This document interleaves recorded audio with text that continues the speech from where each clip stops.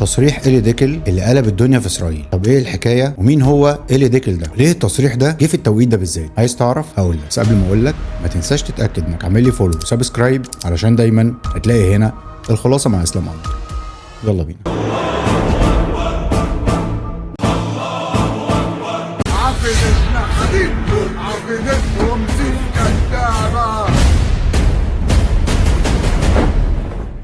بص بقى، قبل ما نسمع كلامه عن مصر وصفقة الغاز لازم نفهم مين الراجل ده أصلا ونعرف ليه صوته مسموع ومخيف. إيلي ديكل مش محلل سياسي طالع يتكلم في برنامج توك شو، ولا جنرال متقاعد بيحكي ذكريات. ده عقيد سابق في الاستخبارات الإسرائيلية، قضى عمره كله شغال على الملف المصري تحديدا. طب يعني إيه؟ يعني الراجل ده كان جزء من عقل الأمن الإسرائيلي، اشتغل سنين في التحليل والرصد والتقدير الاستراتيجي، متخصص في الجيش المصري والدولة المصرية وطريقة تفكيرها. مش بيحلل من بره، ده بيحلل من جوه المطبخ. زمان ديكل كان ضمن المنظومه الاستخباراتيه، شغله الاساسي يفهم مصر قبل ما تتحرك، يقيس نوايا، قدرات وسيناريوهات، مش تصريحات اعلاميه، حسابات امن قومي. طب ايه نشاطه دلوقتي من بعد التقاعد؟ بقى باحث استراتيجي، ضيف دائم على قنوات اسرائيليه مهمه، بيكتب وبيتكلم بجراءه غير معتاده. ولما يطلع على القناه السبعه الاسرائيليه، دي مش قناه صفراء، دي منصه بيسمعها سياسيين وضباط وناس جوه الدوله. يعني لما يتكلم هناك هو مش بيصرح، هو بيحذر. طب ليه كلامه دلوقتي اتشاف كصوت انذار؟ اللي عمل الصدمه مش بس كلامه عن الغاز لكن نبرته.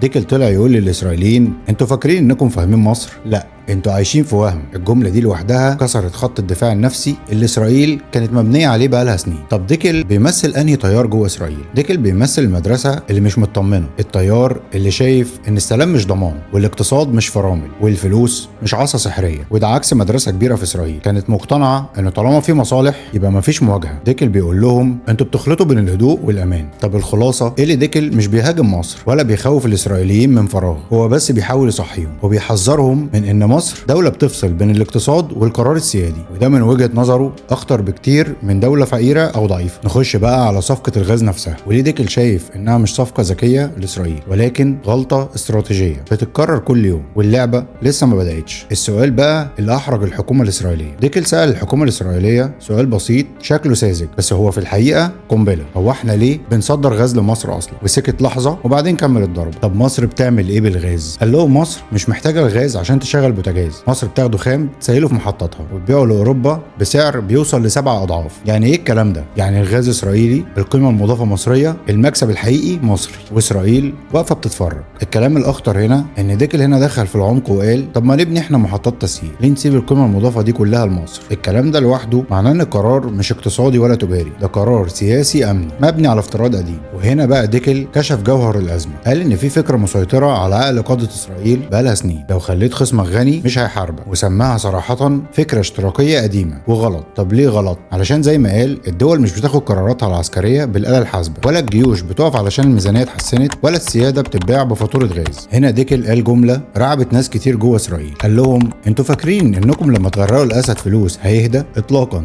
ده هيبقى اسد غني بس. والجملة دي مش شتيمة، دي تشخيص خوف، معناها ان الفلوس اللي دخلت مصر ما قللتش قدراتها، بالعكس دي وسعت مساحة القرار. ديكل هنا قلب الطاولة، الصفقة اللي كانوا شايفينها ضمان سلام بقوا شايفينها تعزيز قوة، وده فرق مرعب في الحسابات الأمنية. الخلاصة اللي نطلع بيها من الجزئية دي إن إيلي ديكل مش معترض علشان مصر كسبان ولا عشان إسرائيل خسرت فلوس، هو معترض علشان إسرائيل رهنت أمانها على وهم اسمه السلام بالاقتصاد. وفي الجزئية الجاية هندخل على أخطر حتة في كلامه، مش عن الغاز لكن عن سينا، وليه ذكرها كان مقصود ومخيف ومش صدفة. يلا بينا، وخلي بالك إن الجزء ده مش اقتصادي، ده الجزء اللي بيخلي ودان الأمن تزن. سينا كلمة واحدة رفعت ضغط اسرائيل. بعد ما ديكل خلص كلامه عن الغاز، الاسرائيليين كانوا فاكرين ان الضربه خلصت، لكن هو لسه كان سخن. إيلي ديكل فجاه نقل الكلام من اقتصاد لحاجه اخطر بكتير. طب ليه سينا بالذات؟ سينا مش مجرد ارض، سينا بتساوي حساسيه تاريخيه زائد امن قومي زائد عقده قديمه. ولما ضابط مخابرات سابق يجيب سيره سينا في برنامج مباشر يبقى هو قاصد الرساله حرفيا. الجمله اللي عملت قلق، ديكل قلب النص تقريبا انا شايف توسع عسكري مرعب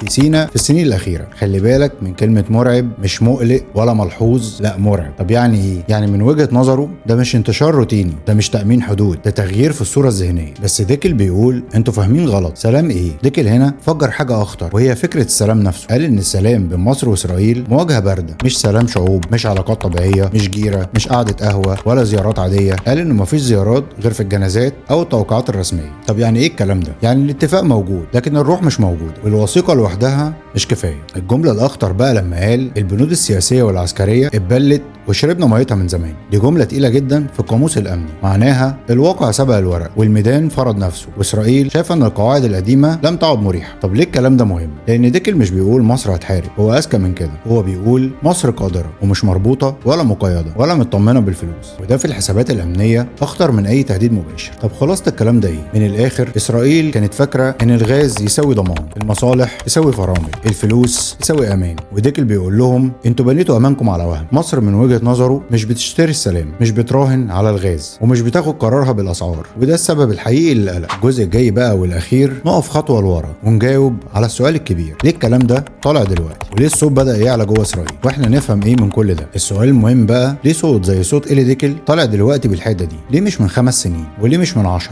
التوقيت مش بريء، الكلام ده طالع في لحظه اوروبا عطشانه غاز، شرق المتوسط بقى ساحه صراع مصالح، ومصر بقت بوابه مش مجرد لاعب، واسرائيل اكتشفت انها مش مركز الدايره. يعني ببساطه اللعبه كبرت، واللي كان مكسب زمان بقى قلق دلوقتي. طب اسرائيل اكتشفت ايه متاخر؟ اكتشفت ان مصر ما رهنتش قرارها، ما دخلتش الصفقه مضطره، استخدمت الغاز كاداه مش كبديل عن القوه، وده كسر المعادله اللي كانوا متعودين عليها، اقتصاد قوي يساوي خصم هادي. المعادله بقى الجديده اقتصاد قوي زي قرار مستقل يساوي لاعب تقيل. طب ليه ديكل مش صوت شاذ؟ مهم جدا نفهم النقطه دي. ديكل مش حاله فرديه، هو لسان حال تيار بدا يكبر جوه اسرائيل، تيار شايف ان الاطمئنان كان زياده عن اللزوم، وان السلام اتفهم غلط، وان الاعتماد على الورق اخطر من الاعتماد على الواقع. يعني هو مش بيخوف، هو بيفوق. من الاخر الصوره اللي بتطلع من كلامه سلام بلا ثقه، سلام بلا تطبيع، سلام بلا دفء، هدوء امان مطلق لا، وده اللي مخلي اسرائيل قلقانه متوتره وبتعيد حساباتها. طب واحنا نفهم ايه من الكلام ده؟ نفهم ان مصر ما اشترتش السلام وما باعتهوش ولا راهنت عليه. مصر استخدمت موقعها، بنيتها، قدراتها علشان تقدر توسع مساحه حركتها، وده في السياسه اسمه قوه هادئه بس حقيقيه. الخلاصه كلام إيلي ديكل مش تهديد ومش نبوءه حرب، ده اعتراف غير مباشر ان في دوله اسمها مصر ما ينفعش تتحط في خانه ولا تتربط بصفقه ولا تطمن بالفلوس، وده سبب القلق الحقيقي. مش علشان مصر هتحارب، لكن عشان لو حبت القرار بايديها.